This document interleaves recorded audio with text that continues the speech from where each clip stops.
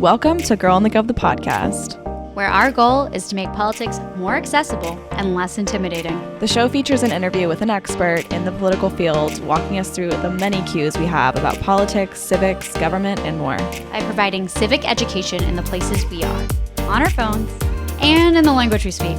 And yes, we know we say like a lot. It's kind of the point, because politics needed a rebrand. Welcome back to Girl in the Gov, the podcast. We're back with a fresh episode, fresh interview, and excited to dive in. We are, although, we might need to call poison control on yours truly because I just put lip gloss on because obviously, and can't find my chapstick. And my tongue is now tingling because somehow I managed to get it on my tongue. And I was like, why is that happening? And I guess it's lip plumping gloss. I love a good lip plumper. Am I going to die? Is this how I go? Oh, no. The amount of lip gloss peach Bellini lip gloss. The amount of lip product that we inhale and swallow every time we apply it, it's like... That's a good point. It's a good point. But again, that could definitely be slowly poisoning us over time. 1,000%. That's probably a part of the patriarchy. They're just trying to slowly kill us. Oh, well, that's a fact. That's not negotiable. That's just like not a surprise at this point. I mean, like the chemicals in tampons. Yeah, you're like that's just a Monday. I didn't know it was plumping. I have no problem with plumps, but just funny because like I've never been, even through the trends, like a lip centric makeup person at all. Like I just don't really look good with lipstick on. I've tried, like I have gone through okay, let me see if I can make a red lip work. Let me see if I do a pink lip, like anything. I'm an eye makeup girly for sure. Like that's where I thrive, where it works for me. So anyways, long story short, see lip liner. I will show you at some point. I look ridiculous with lip liner. No, but it's also like, it's kind of like, it's kind of something you have to get used to for a little bit. Cause like I was the same way. Like I used to hate how lipstick looked on me. And then I tried some like Kylie Lip Kit lip liner and it changed my life forever. Just like, I promise. I promise. Just you. Okay. Here's what'll happen. If someone at some point, maybe next time we do like a live show situation and we have a makeup artist do it, that'll be like the true you don't need a makeup artist. I literally, anytime I look full clown. Granted, we know I'm also not good at doing makeup. So it's really a 2 for 2 here. Did you do lip liner and lip liner then lipstick? Yeah. No. That's the thing. Just lip liner. And then you fill in your lips a little bit with the liner. So you don't look like it's not just like lined. So then you just like fill it in like a pencil with the pencil, fill in your lips a little bit, put whatever chapstick or lip gloss you like on it. And that's the trick. I will give it one more shot, but let me tell you, you're going to get like an array of pictures. It's going to be straight black. Get the Charlotte Tilbury Pillow Talk lip liner. You're going to make a good natural color on the first situation. I don't think it's like that crazy. Isn't that? Oh, probably like $15. Oh, okay. Yeah. I don't know. It's probably a little bit more than that, but it's not like anything crazy. But yeah, anyways, sorry. I'm a big proponent. I just got one of my friends like to start using lip liner and now she's just fully obsessed. She used to only use this like Nivea pink shimmer chapstick and it was like her thing. She was like, I'm a Nivea shimmer girl, like through and through. And then she started to play a little bit with lip liner and now she's in her liner era and just slaying. Okay, I will consider making some moves. I'll pool some of the recommendations. Okay. Well, I also just wanted to kind of use this also to segue into something. Oh, okay. Which is Marjorie Taylor Greene. And you might say, what? How? But she's made a few absolutely obscene comments this week. One of them obviously being saying that she would have won from her lip-lined lips. No, not that. Oh, okay. No, this is the one I told you I wanted to see a raw reaction to. There's two. Okay. There's 2 comments she made. There's one today and then one the other day where she said if she planned the insurrection that she would have won, which we were going to maybe talk about a little bit yesterday, but we saved for today. Look, here's the thing. The concept of like the world's dumbest criminals. Mm-hmm. She is a great example of that. Like she's like the sticky bandits from Home Alone, where does the crime not only as a putz throughout the crime, right? You're like, oh my God, I can't believe like they just put their head in a bucket of goo situation. But then is dumb enough to literally say exactly what they did or how they would do it. They're like, let me give you my itinerary. Yeah, she said the mob would have been armed and would have won the insurrection. She then later on said something like, do you know what sarcasm is? Like, you know, trying to backtrack. These are the types of people that are in Congress right now, which is just, obviously she is like the worst of the worst, but it's just pretty abhorrent. And that goes to show, like we interviewed, I don't know if you guys remember, but we interviewed Congressman Welch, who's now Senator-elect Welch.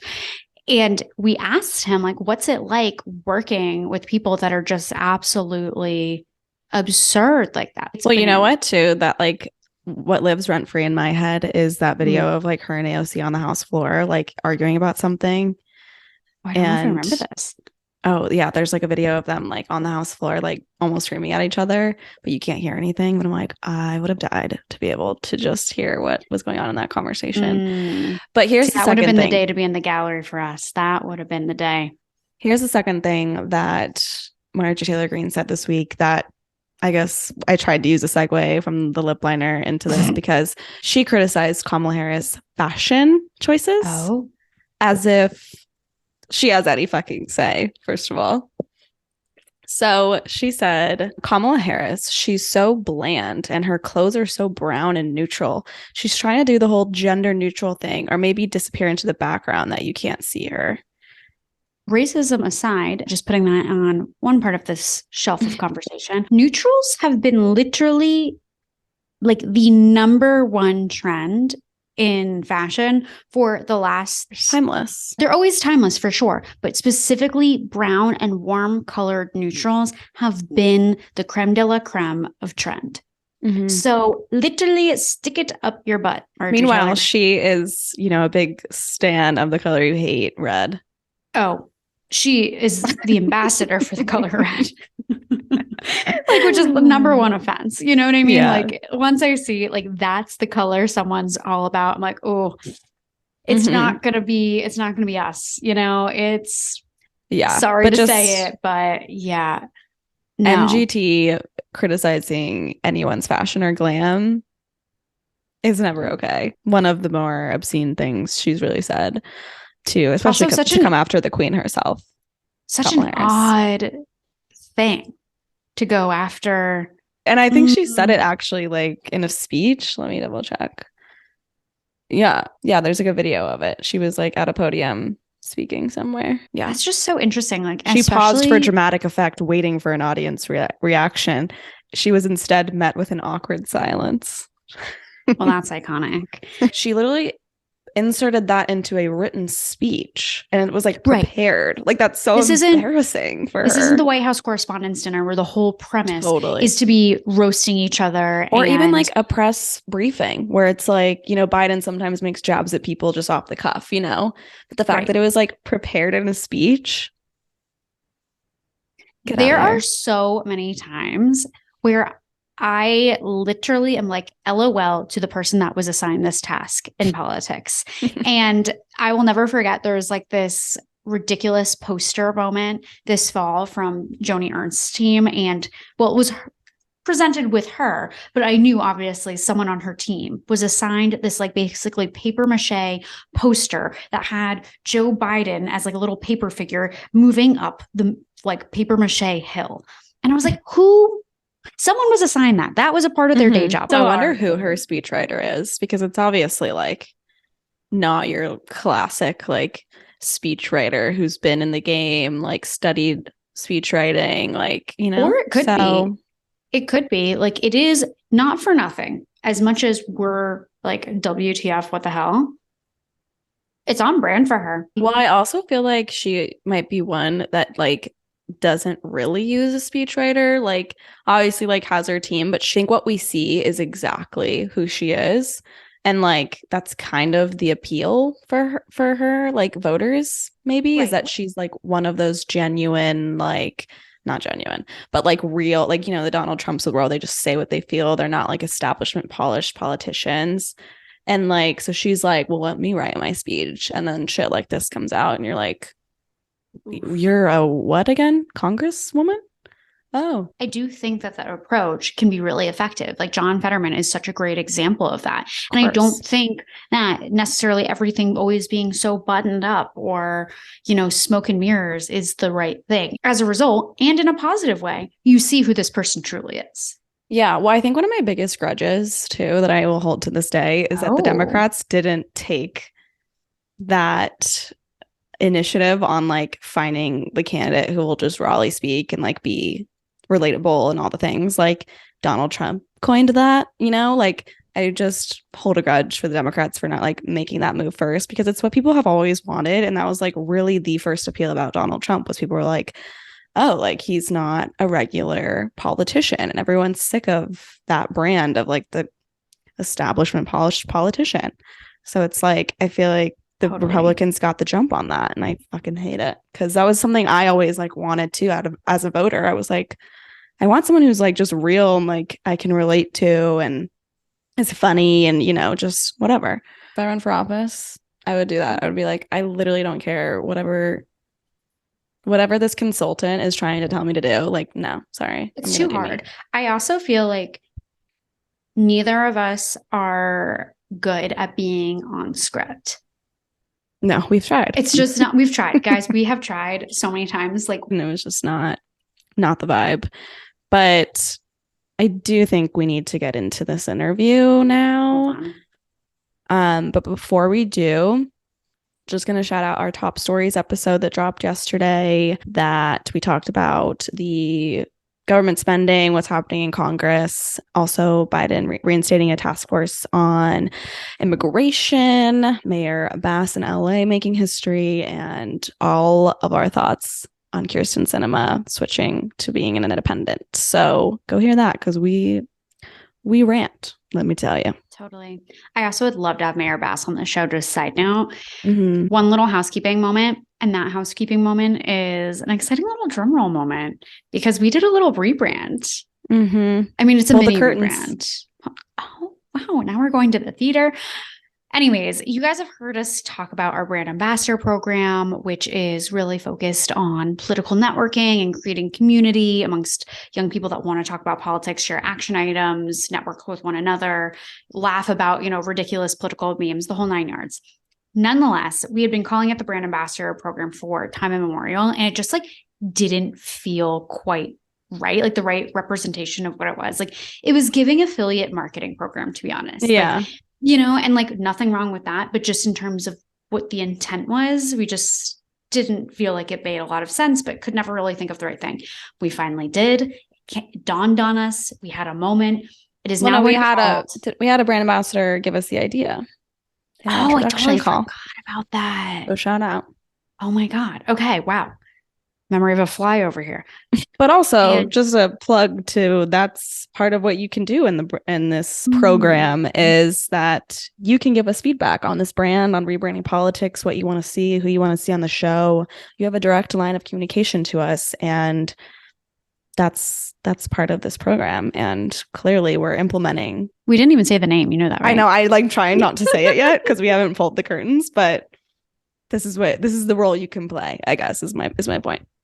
And the role you can play is in the Gov Club.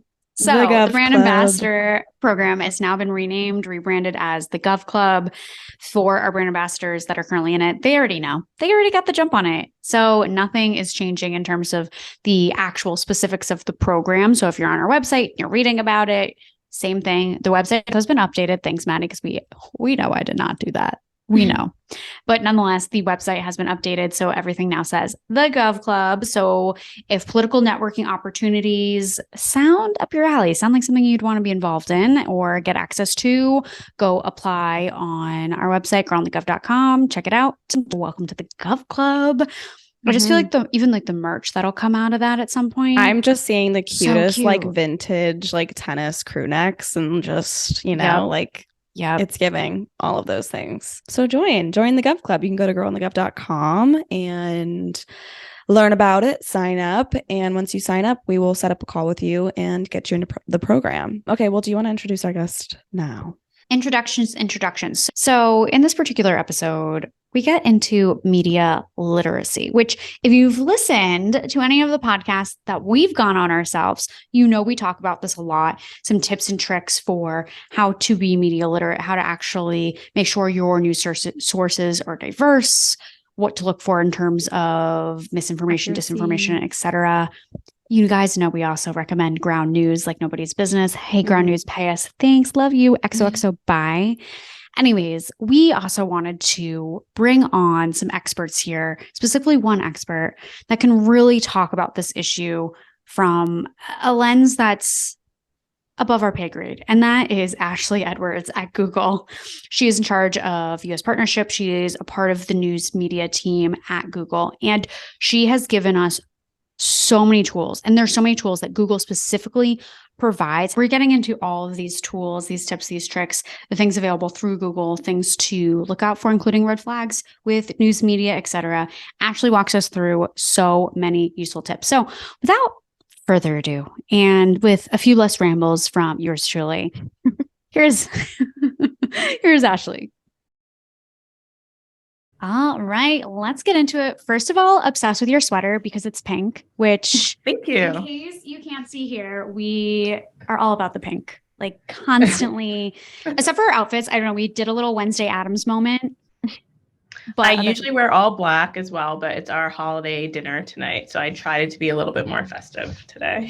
So cute. Obsessed. We'll need a full review on how the party goes and all of the deets because we love a good party. But in the meantime, we need to talk about your role at Google, which is in US partnerships. Can you give us the lay of the land? Like, what does that role entail? What does that mean in the world of Google? Sure. So essentially, as a U.S. partnerships manager, I work directly with newsrooms, journalists, and journalistic associations to build programs and initiatives that help combat misinformation, promote media literacy. And I also do a lot of training initiatives with journalists. I'm also huge on diversity in media, so that's a huge part of my job as well. I also run our fellowship program for students and recent graduates. So there's a lot there, but that's like a quick summary. Yeah. Well, what really led you here? We know you were a journalist and an editor before. What did you focus on in that work? And then also kind of how did it lead you to this role? Yeah, so I've actually been in a lot of places in my career in journalism. Right out of college, I worked at Pix 11 News, which is a local TV news station in New York City. Then I worked as a copy editor at the New York Daily News. Then I was a senior editor at Mike, which is a digital native news site for millennials. And then I was most recently the news and politics director at Refinery 29, which is a women's publication. And that kind of led me to Google. I've always been really interested in how you can use technology to tell really cool stories. And it's really interesting just working on the other side of things now. Totally. We'll also love Refinery 29. Yeah, it was a really fun job. That's one of those ones where it's like always saved in the rotation, like the bookmarks always have Refinery 29 up there. Yeah, so it was very fun to work there. Love a moment like that. Well, thinking about the journalism arena, thinking about that end of the career, like what, first of all, got you into that space too? Because we're going to really dive into the world of journalism. And I'm just curious, like from your experience, whether it was like growing up, going to school, like what pointed you in that direction of let's get the journalism vibes going? Yeah, so I always liked to write as a younger person. And then I had a huge desire to be like an on-air TV reporter. But then when I got out of college and I worked at a TV station, I kind of quickly realized I didn't really want to be on air. But I always really liked to write and tell stories. Journalism just seemed like a natural place for me to go. I can't remember wanting to be anything else besides a journalist, honestly. I love that. Look at Yeah. you. Obsessed with that. Yeah. Oh my gosh. I feel like both of us too are like have the least like linear paths.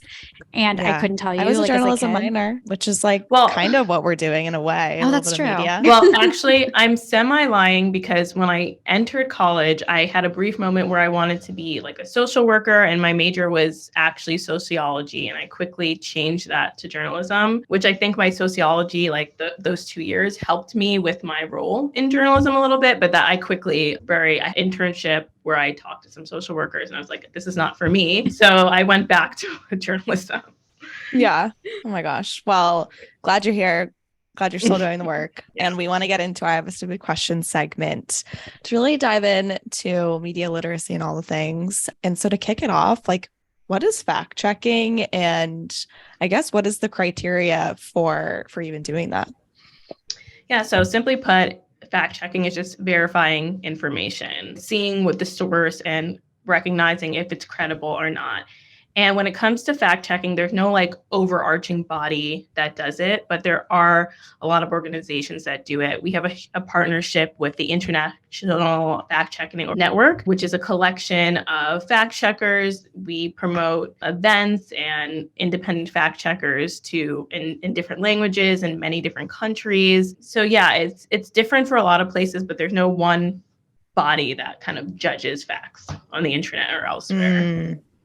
Gotcha. Interesting. Because I was going to say, like, who is the ultimate fact decider? Like, how do Yeah. you determine that? You know, how does that even come together? Yeah. IFCN is a great organization. They're through the Pointer Network, who we actually work with a lot on a lot of different initiatives. So IFCN, they will fund different fact checkers in different languages, do fact checking events. Some other things we do with Pointer, we can get into that a little bit later, is the campus correspondence program, where it's a group of college students who work with their peers on campus to teach them media literacy and fact-checking skills. So there's just a lot of different ways, different organizations that are a part of it as well. Got it. And like within that, I know verification was one of the vocab words dropped in there. What is a verified source? And how do you know if something's verified? Yeah, so a verified source is pretty much like, a source that has been assessed to be credible and reputable. And that could be done through fact checkers or other, like, say, like government agencies. Like, you go to a government site, that information is official and right. Again, there's not one source that does it, but those are some ways you can tell. Mm-hmm. Also, can like a source also ever become not reputable, like have a transition period, be like it was good and now it's getting the axe? Yeah, I definitely think that is totally possible. Media is always changing rapidly, and some websites that were reputable 10, 20 years ago change hands, change ownership, and things are a little bit less credible than they usually are. So it's always important to always think to have multiple sources. You read something, don't just say, oh, okay, that's a fact. Google it and see if you can find several other sources or websites to back up that information. Google it. Yeah. Little plug. I love it. Next one is, what is a primary source? So a primary source is like, say I'm interviewing you and you give me a direct quote on something, and that's a primary source, or like a study and there's a data set directly from that. So like if I'm interviewing you, you say something, I write in a story, that was a direct source information. Mm-hmm. Got it. Wow. Journalism class is coming back to me. I did take it once. Yeah. I had to remember all of this from Journalism 101. Yeah. I'm like, I definitely took this class as well. So, but totally. But like the best classes. Yeah. Love it. Okay. Well, speaking of those classes, though, we do have another question within this, type. And that is, what is a secondary source?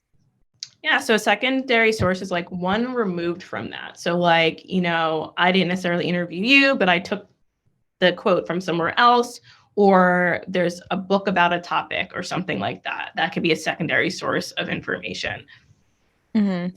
And what if a source wants to remain anonymous, like in this process? Does that impact the verification of that source or the credibility of it?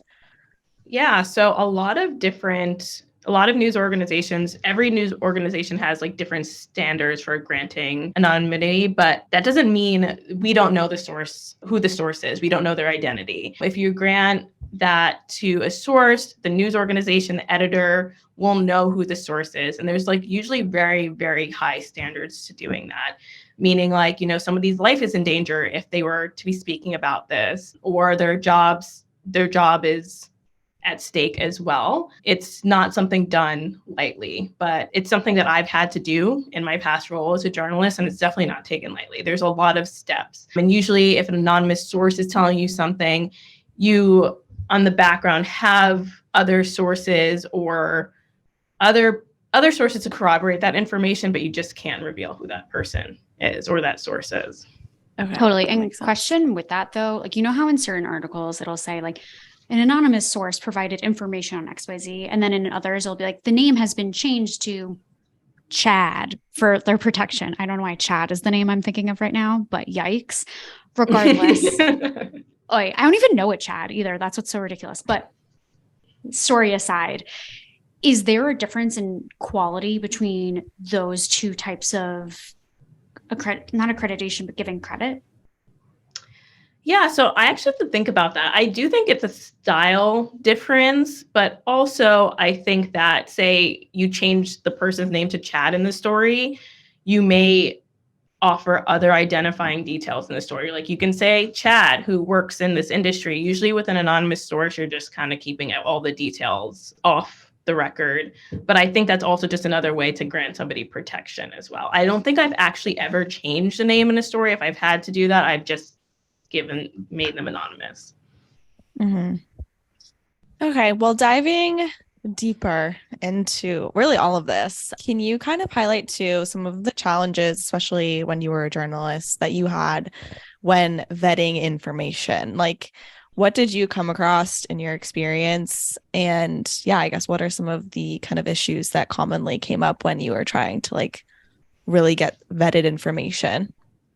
Absolutely. Especially when I worked in local news, there's a lot of breaking news that happens. And I find that in breaking news situation is where misinformation can really take hold because details are changing, emotions are high, and it's very easy for rumors to start flying on social media in a breaking news situation. So it's very easy for a journalist or just a news consumer to kind of get swept away by misinformation. Like if something happens, the police say one thing, the information changes. That's a really prime time for misinformation. Yeah. Well, we should have put this in our little section, but can you also explain like the difference between misinformation and disinformation? I think that's also something people interchange. Yeah, I think I use the words interchangeably. I mean, they are two different things. Misinformation is kind of like information that can be misconstrued and taken out of context. And that doesn't always mean deliberately. Like, somebody can have a fact and then the fact changes and then that information spreads.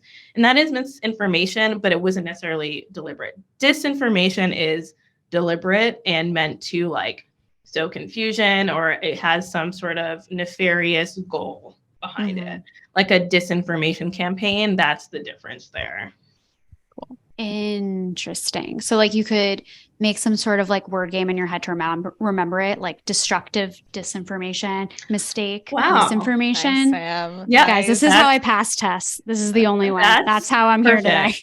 Yeah, because I think that people use them interchangeably and they are two different things. Like misinformation can be nefarious, like be deliberate, but not all the time. And I think that's a key difference, that many of times people who are well-meaning will spread misinformation just because they didn't know it was misinformation. I can't count especially during the early days of the pandemic, the family group chat, my parents or older family members sending things that they were sent from the internet, like being well-meaning, but I'm like, this is not true. But that's how misinformation spreads. Yeah. So if something is intentionally incorrect, should you always label it disinformation? Like in what circumstance would misinformation be intentional? Wouldn't it just be disinformation?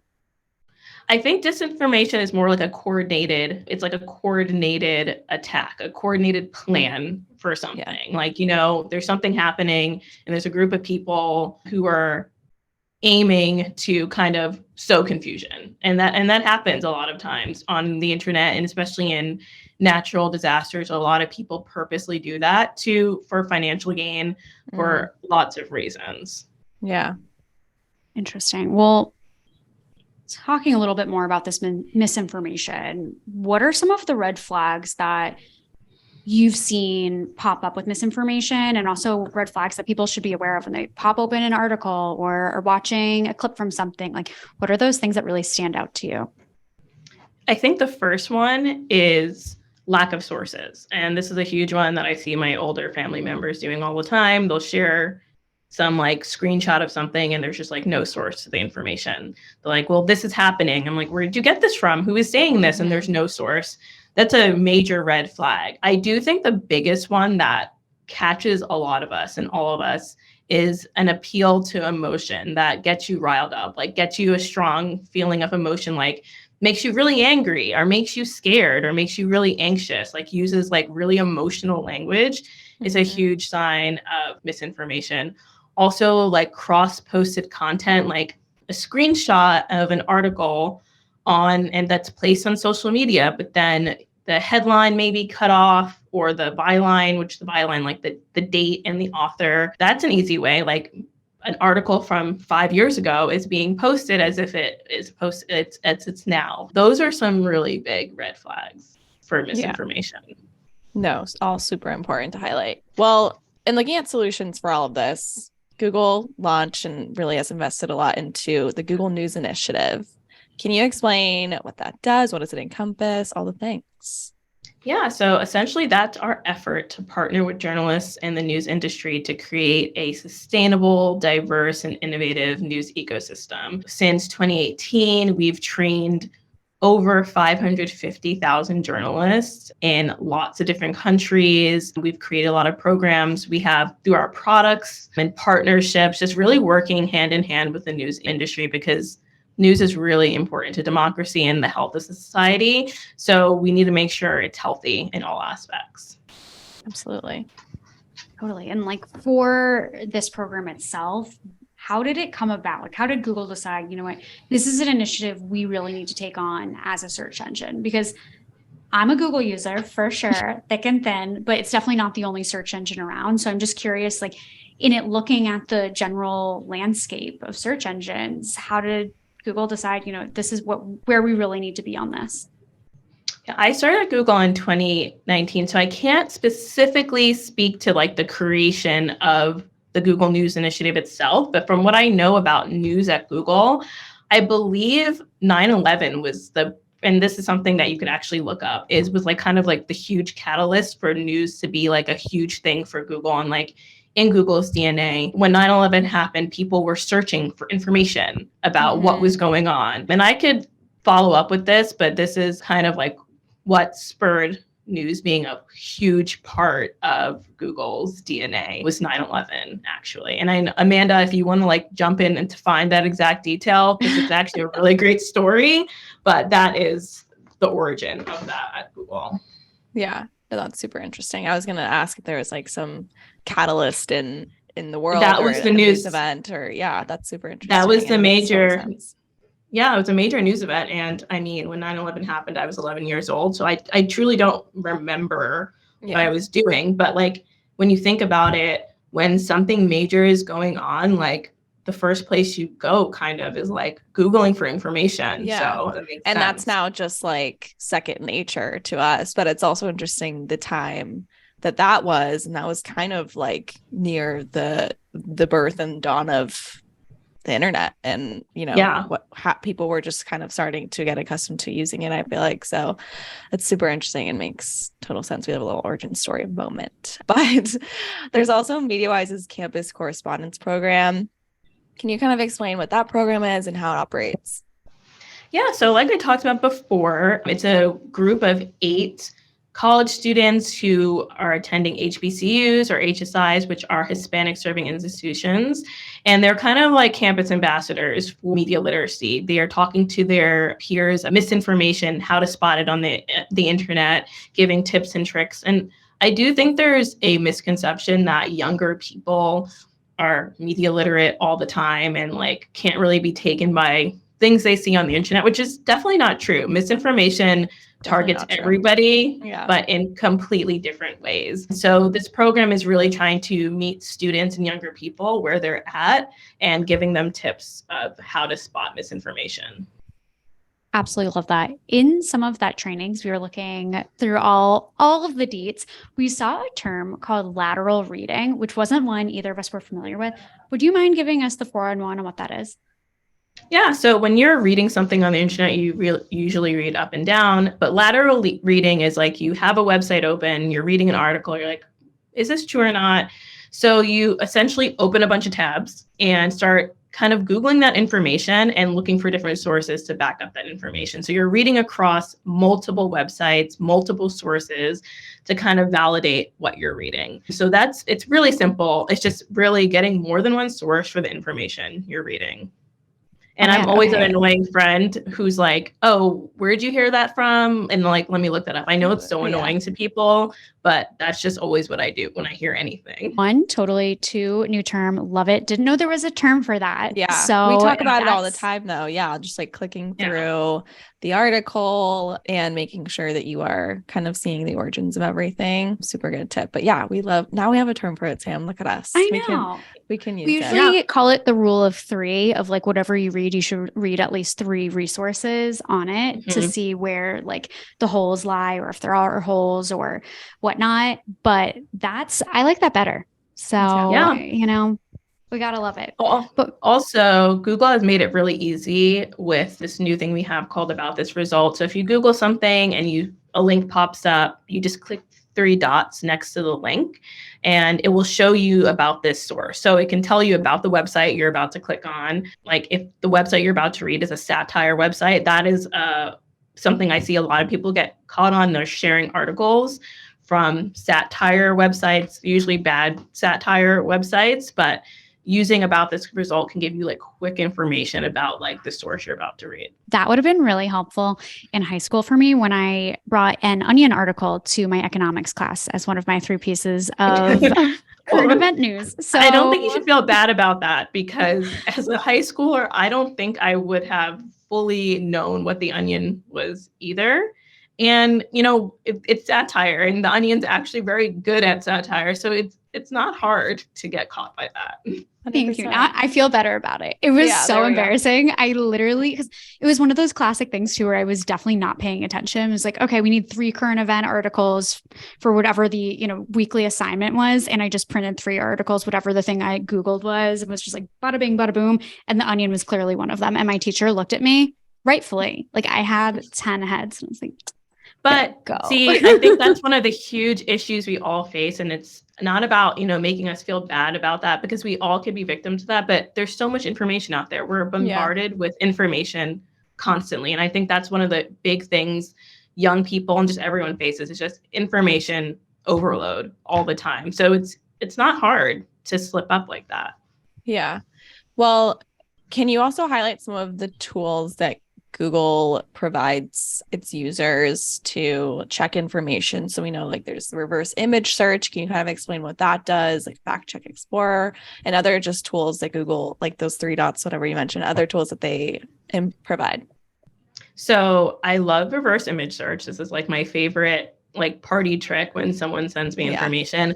Funny story that happened recently. It was during the hurricane in Florida. My husband texted me and he's like, oh, look at this picture of this shark swimming in the street. I'm like, are you kidding me right now? So this is a common picture that kind of goes viral every time there's like a storm. It's like a Photoshop picture of a shark swimming in the street. It's a really great Photoshop picture. But, using reverse image search, you right click on the image or just paste it into the Google search bar. You can see where that photo has been used before, if it's been like tweeted like 10 years ago, but it's being like used as now, or if it's been manipulated. And he's a pretty smart person, a very smart person, but that's how easily people can be fooled by things on the internet, especially a really well photoshopped photo. Yeah. It doesn't even have to be photoshopped, just a photo out of context. Like that's usually like that's a really popular form of misinformation, a photo taken out of context and used for something else. So that's like a great tip for not only journalists, but for just everyday people. Then about this result, which is the 3 dots, just to see more about the source. And then we also have Fact Check Explorer, which is a collection of more than 150,000 fact checks. It's toolbox.google.com/fact checked. And you can just type in what you're searching for and a fact check on, like it could be COVID, it could be the flu, it can be anything going on. And it will pull up a bunch of fact checks on that subject for you. That's really cool. Yeah. Yeah. I love that because it's just like actually at your fingertips, because I feel like one of the issues with media literacy, besides that it's just like not taught at all in school, which is ridiculous, is the fact that people feel really helpless with it. And right now I feel like that whole sentiment has just continued to grow. Like people are so aware that there's a misinformation and a disinformation problem, but it's like, okay, well, how do I fix that individually? And or how do I make my group chat fix that, or the family group chat, or whatever it is? And I feel like that is super helpful. I also would just like to say that the reverse image search reminds me of catfish so much. Like that is immediately what pops into mind. Yeah, a catfish. And I know that show is still on the air, and I don't fully understand how it's still on the air with like all the tools we have. I don't understand because I haven't watched it in a really long time. But reverse image search, if you ever think you're being catfished, is a great tool. There's other tools also that aren't necessarily Google, but can do a similar thing with video as well to see if a video has been manipulated. I believe it's called Invid, but it's another tool that we actually train journalists on as well when they request training. So there's a lot of different ways, and it's all about making fact checking and just quality information accessible to everyone. With IFCN, it's not just in English. They have partnerships in, I believe it's 80 other languages, which is great because, you know, a lot of people are searching for this information, and it's really important that it's equitable. Yeah.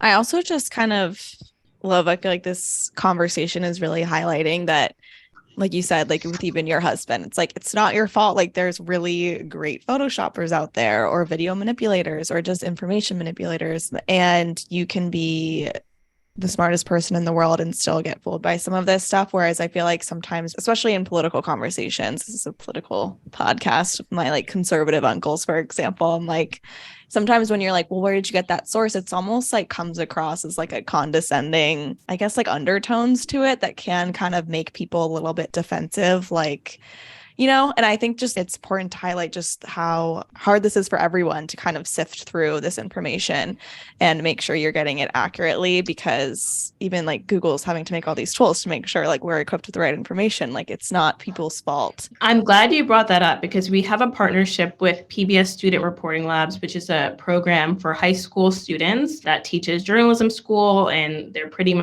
much reporters. So essentially the program is about, you know, kind of teaching these intergenerational conversations, teaching young people how to talk to the adults in their lives about misinformation.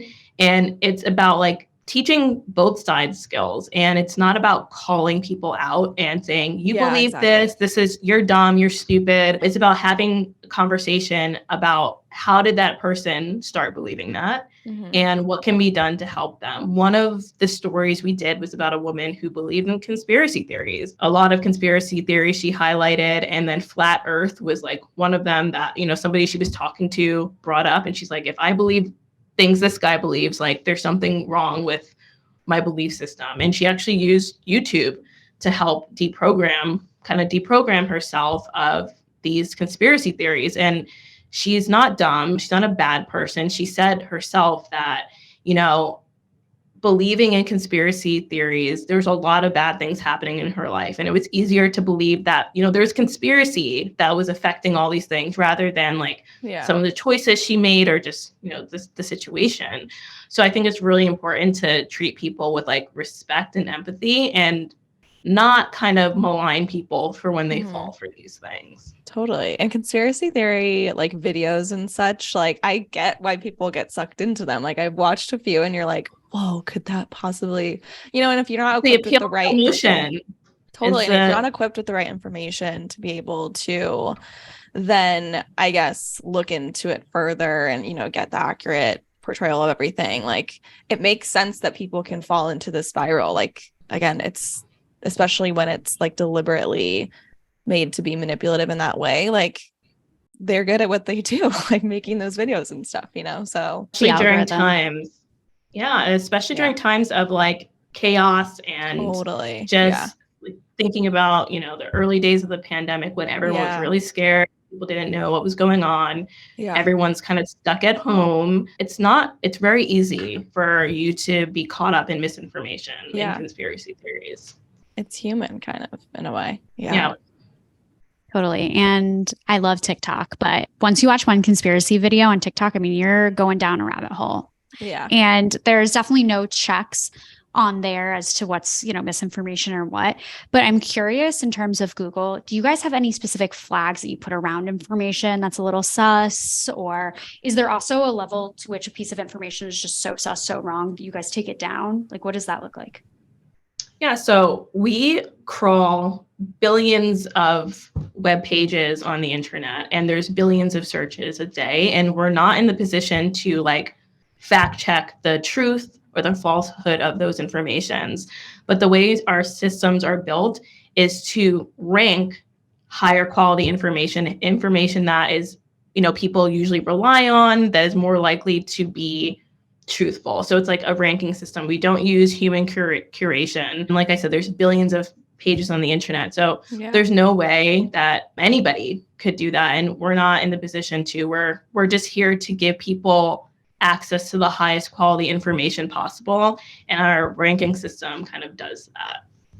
That makes total sense. Yeah. Billions is scary. Billions, scary literally hundreds of billions searches and web pages on the internet. But it speaks to how well the system works, because if you do Google something that's like COVID or the flu or anything that's going on, if you look at they're all it's reputable sources that you can trust at the top, and that's really what we rely on. Absolutely. That explains why the page where Maddie's being memed is on like page 6 of a Google search. That explains it all.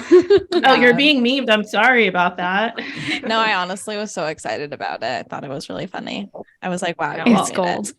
Well, I'm glad that it's not on the top front page of the search results. But I actually can't remember good. I can't remember the last time I scrolled super, super far into the archives.